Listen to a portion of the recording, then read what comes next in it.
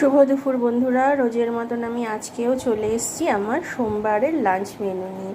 তো আজকে আমার সোমবারের লাঞ্চ মেনুতে কি কি আছে চলো তোমাদের সাথে শেয়ার করে নিই। আজ কিন্তু একটু একটু করে অনেক কিছু রান্না করেছি, আর আশা করি তোমরা যে যেখান থেকে যতটুকু আমার ভিডিওটা দেখছো তারা প্রত্যেকে ভীষণ ভীষণ ভীষণ ভালো আছো, আমিও মোটামুটি আছি। তো চলো দেখিয়ে দিই আজকে আমি কি কি রান্না করেছি। তো প্রথমেই দেখো এখানে রয়েছে ভাত, তারপরে যেটা রয়েছে এটা হচ্ছে এমনি মুগের ডাল, মানে মুগের ডালটাকে জিরে আর শুকনো লঙ্কা দিয়ে ফোড়ন দিয়ে করা হয়েছে।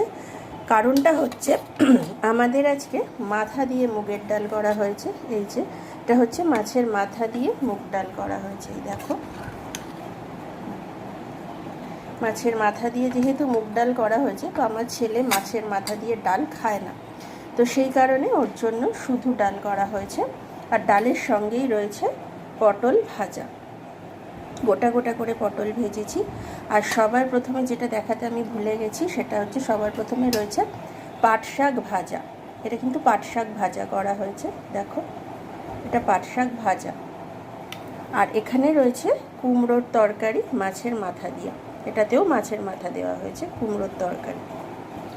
আর এখানে এক পিস কাতলা মাছ ছিল, সেটাকে আমি একটুখানি তেজপাতা ধনেপাতা এগুলো দিয়ে তরকারি করে রেখেছি।